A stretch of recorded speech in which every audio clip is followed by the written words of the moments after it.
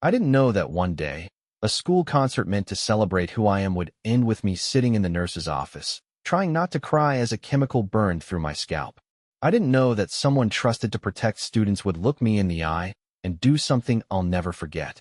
But before all that, there was just the first day. The sun was shining, my grandmother was humming in the kitchen, and I was standing in front of the mirror with my hair freshly done, thinking maybe this school would be different. Not easier, but better. Maybe a place where who I was didn't need explaining, where I wouldn't have to shrink myself just to fit in. She had been up since before dawn, the scent of coconut oil already in the air, the flat iron sizzling gently as she moved through her morning like it was a sacred ritual. My grandmother always said the way you present yourself to the world matters, especially when that world doesn't always want to see you. Her hands moved with confidence, parting and twisting my hair into clean, neat locks the way only she could, telling me stories as she worked, about the meanings behind styles, the strength in our roots, and how every twist carried history. My mom had already left for work by the time I came down, but she'd left a note on the fridge, "Make us proud." And next to it, a packed lunch with all my favorites. Dad? Well, he hadn't been around in a while, but today wasn't about that. Today was about new beginnings. The school building looked like it had been freshly scrubbed for the new year. Bright hallways, glossy floors, the sharp scent of lemon-scented cleaner in the air. I kept one hand resting lightly on my hair, the other gripping my backpack strap like it might float away if I let go.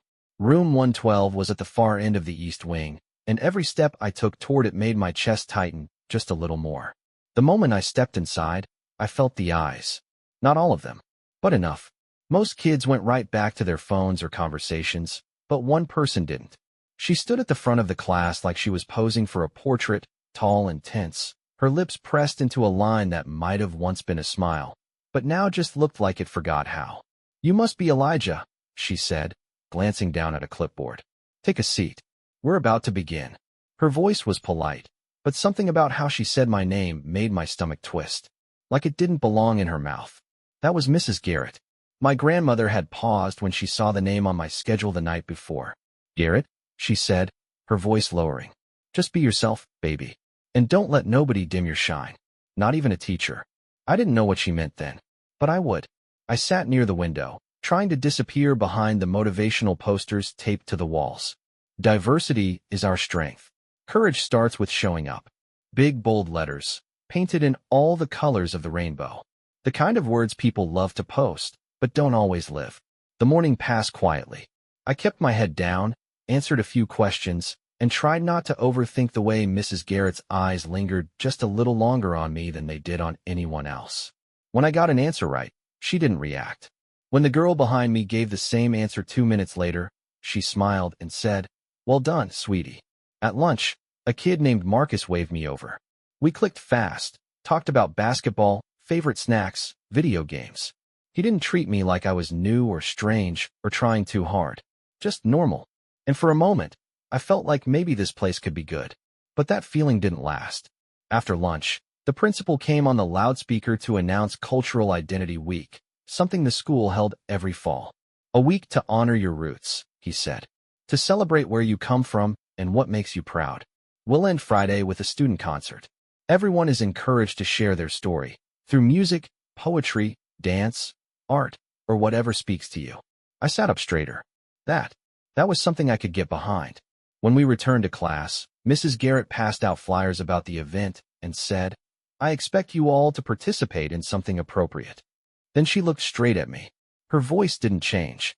Her face didn't move. But I felt it, the warning behind those words. And judging by the way Marcus shot me a look, he felt it too. That evening, I told Grandma I wanted to do a presentation about traditional black hairstyles. How every braid, every curl, every lock told a story. Her face lit up like it was Christmas.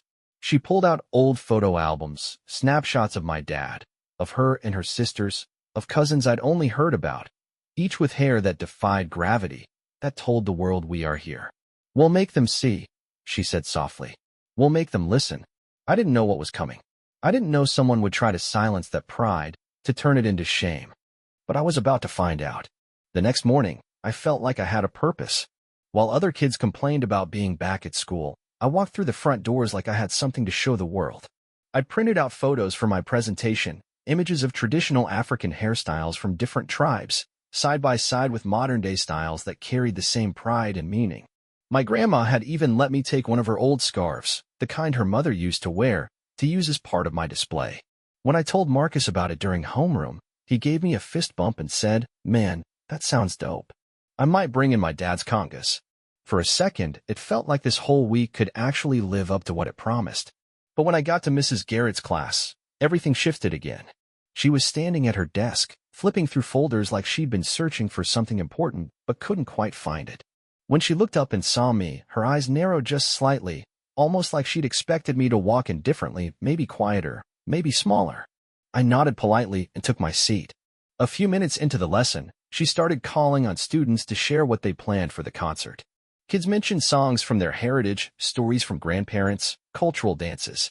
When she got to me, I stood up, held up one of the photos, and said, "I'm doing a presentation on Black hairstyles and what they mean, historically and culturally."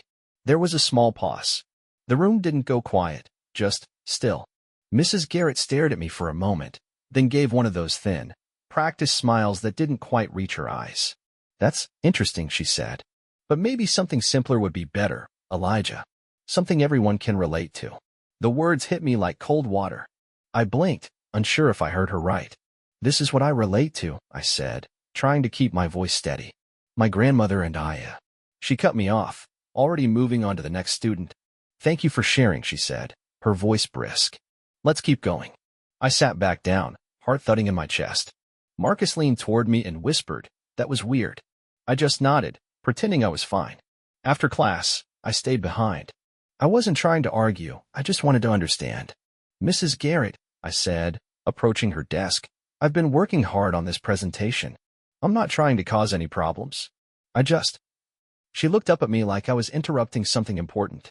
"Elijah," she said, lowering her voice but not her tone, "this event is supposed to be unifying. Some topics can be divisive. Hair politics, for instance. I'm simply suggesting you choose something a little less charged." Charged? That word stuck in my throat like a bone. My family's hair wasn't a weapon. It wasn't some protest. It was history, pride, tradition. How could that be too much? "I'll think about it," I said, even though I already knew I wouldn't change a thing. That afternoon, I went to the library and printed more images, adding photos of freedom fighters, athletes, scholars. All of them wearing the kinds of styles that told the world who they were without saying a word. If anything, her comment made me more sure. But the tension didn't stop. On Wednesday, Mrs. Garrett pulled me aside after class and handed me a folded note. "Permission slip," she said. "All students participating in the concert need one signed." It seemed normal enough. But when I opened it later at home, something caught my eye. One line read, "All presentations must be pre-approved by supervising staff and are subject to modification for content sensitivity." I hadn't seen that line on anyone else's slip. I asked Marcus to show me his. It didn't have that line. Neither did Emmy's or Darren's. Just mine. Grandma read it, then folded it up slowly. "You think she's trying to stop you?" she asked. "I don't know," I said. But in my gut, I did. She placed her hand gently on my shoulder.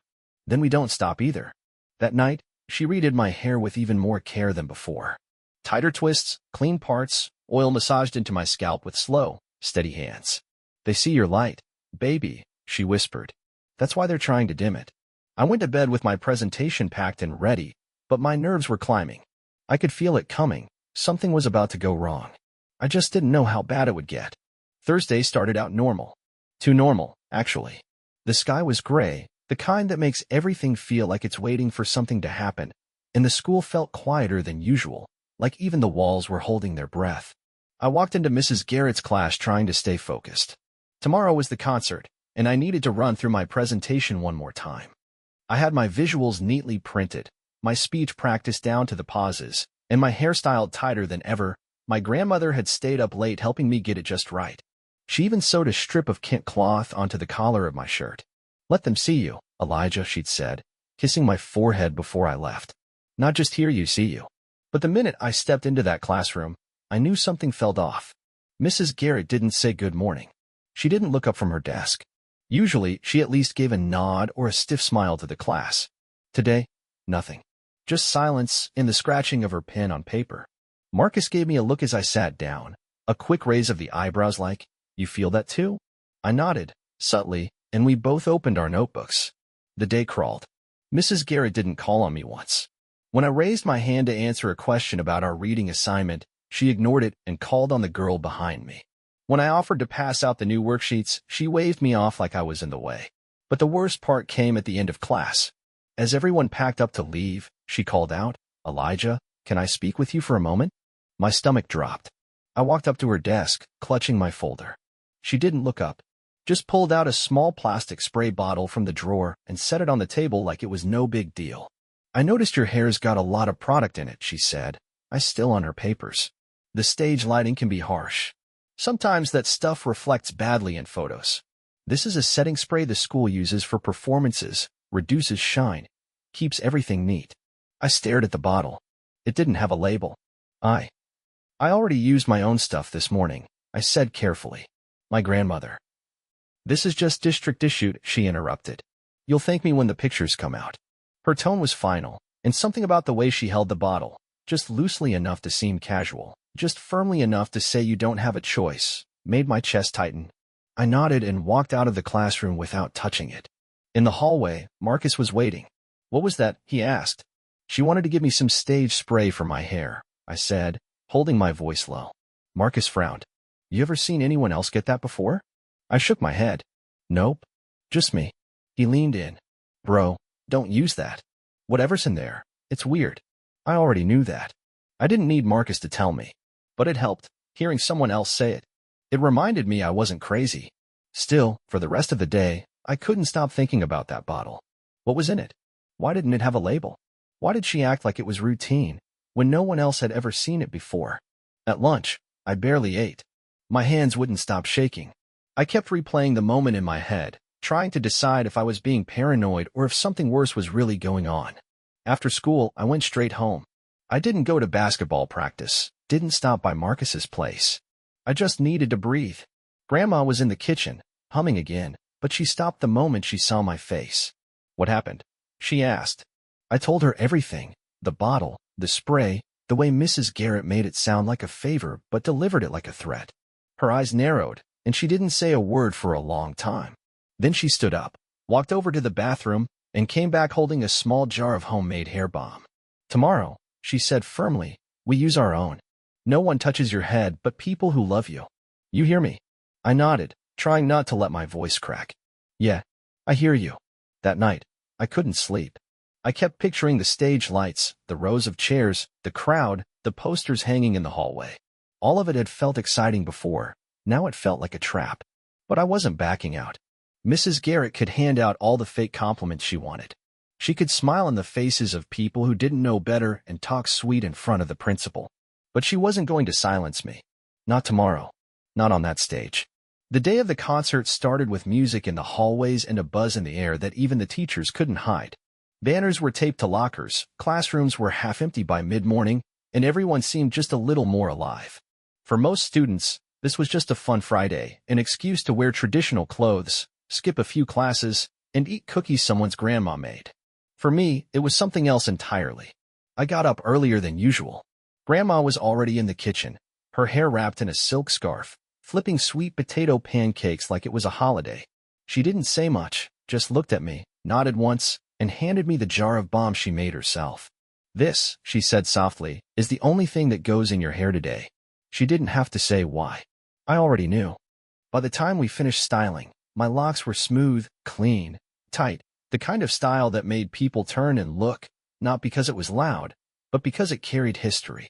My grandma tied the Kent scarf around my shoulders like a cape, stepped back, and smiled. "They're gonna remember you," she said. When I got to school, Marcus was waiting outside the auditorium, bouncing on his heels like he was trying to shake off nerves. "You ready?" he asked. "Ready as I'll ever be," I said. We filed into the backstage area with the rest of the performers. Kids were showing off their outfits, comparing notes, helping each other rehearse. It was chaotic, but warm. Like family. Mrs. Garrett was near the side doors, clipboard in hand, checking names. When she saw me, something flickered across her face. It wasn't surprise, it was calculation. Like she was already thinking 3 moves ahead. She gave me a tight smile and walked over, bottle in hand. Not the one she showed me yesterday. A different one, but just as unlabeled. Elijah, she said sweetly, I brought the district-approved spray. You'll be under those lights for a while, and we wouldn't want any glare. Now would we? I froze. I'm fine, I said, careful, polite, measured. She tilted her head, like she didn't hear me. It's just a light mist, she said. Takes 2 seconds. Then she stepped forward and sprayed before I could move. It wasn't a gentle mist. It was sharp, cold, heavy. It hit the top of my head and ran down the sides of my face like oil. My scalp started to burn immediately. Not the slow warmth of a menthol bomb. This was chemical, invasive, wrong. I started, reaching up, but it was already too late. The smell hit next. Acrid. Like bleach mixed with melted plastic. Marcus was next to me in seconds. Yo, what was that? What did you do? Mrs. Garrett blinked, all innocence. Oh no, she said, drawing back. Did I? I must have grabbed the wrong bottle. How awful. It was supposed to be the holding spray, but her hand was still holding the bottle. I stumbled back, the pain on my scalp growing worse with every second. I could feel it tightening, drying fast. My fingers stuck to my hair when I touched it, actually stuck. My locks clumped together like they'd been coated in glue. Kids started crowding around. Phones came out. I heard gasps, whispers, then someone shouted, "Get the nurse." Mrs. Garrett's mask cracked, just for a second. A flicker of panic. Then, like clockwork, she turned to the other teachers and said, "Accidents happen. He must have had a reaction. Maybe he used something earlier that caused." Don't, I said, louder than I meant to. Don't blame me. I could barely keep my balance. My scalp felt like it was on fire, and I didn't know whether to cry or scream or just run. But I didn't move, because all I could think about was the look on my grandmother's face this morning, and how this woman just tried to take that away. The nurse arrived, and Marcus helped me down the hall. He held my backpack, his jaw clenched so tight it looked like it might crack. I kept my hands over my head, not because I was hiding, but because the pain was unbearable. Mrs. Garrett didn't follow. She didn't even try. Back in the auditorium, the show would go on. Music would play, parents would clap, and kids would laugh and cheer like nothing had happened. But something had, and this time, everyone saw it.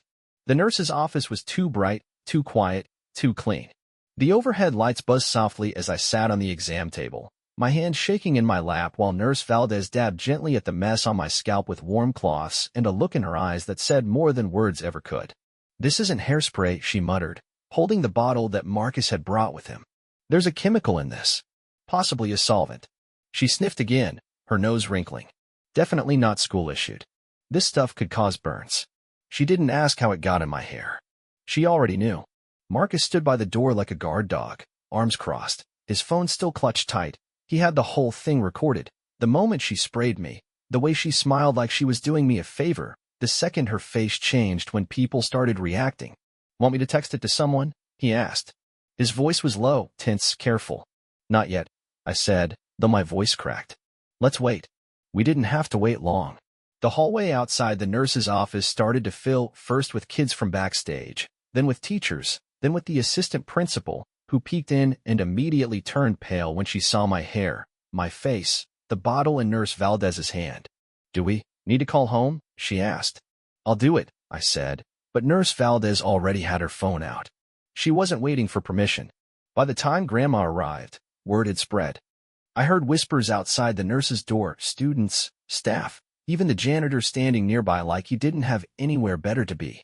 Someone said they'd seen Mrs. Garrett go back to her classroom like nothing had happened, still holding her clipboard, still pretending she hadn't done anything wrong.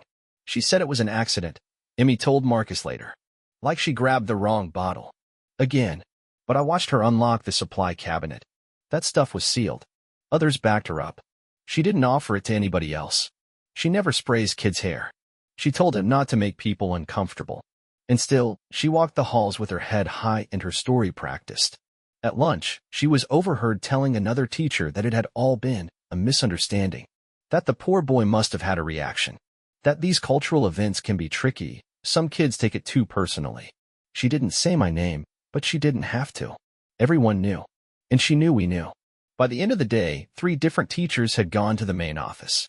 Mr. Levin, from math, said he'd noticed how Mrs. Garrett treated her black students differently, subtly, but consistently. Miss Tran, from art, said she'd always found her cold toward anything that wasn't white and quiet and safe. Even Coach Daniels mentioned how she never stayed to support student events unless she was required to supervise. None of them had said anything before. But today changed something. Because now there was proof. Video. Witnesses.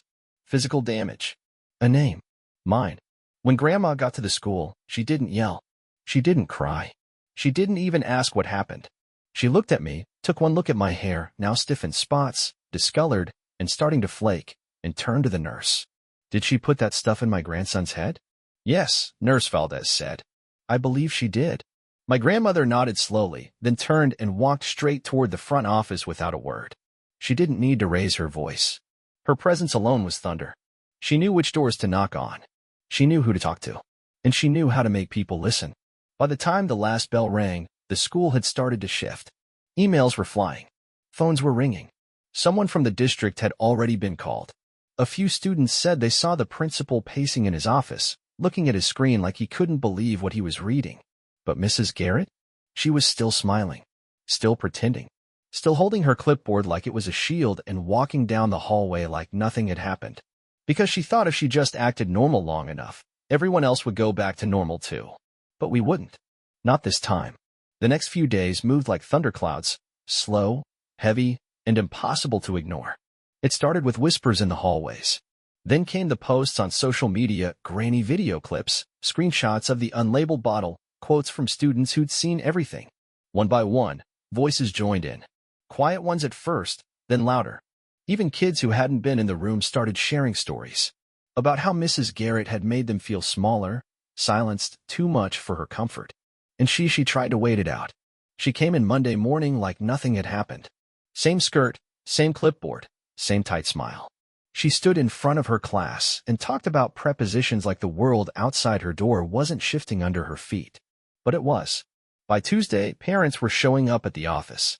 By Wednesday, a group of them waited by the front steps when school let out, holding handmade signs and talking to reporters.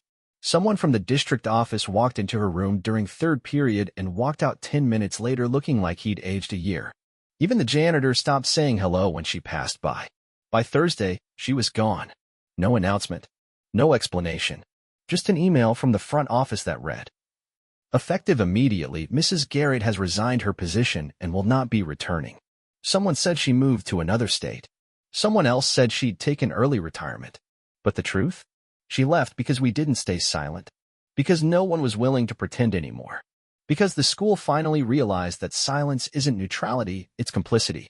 That afternoon, Mr. Ramirez, the principal, asked to meet with me. He sat across from me in his office, the blinds half closed, his coffee untouched. He looked tired, older than last week. He said he'd failed to see what had been happening under his watch. That it wasn't just about the spray, or the burns, or the video. It was about all the small things that added up. The looks, the comments, the exclusions, the system that let it all slide. "I'm sorry, Elijah," he said. Not just with his mouth, but with his eyes. Truly. And for once, I believed him. But I didn't need an apology. Not really. Because I had already won something bigger. That Friday, at what should have been the concert, the school turned the event into something else. A gathering. A space for voices. Kids got up and told their stories. Not rehearsed acts, but real words, real truth. I didn't do my hair presentation that day.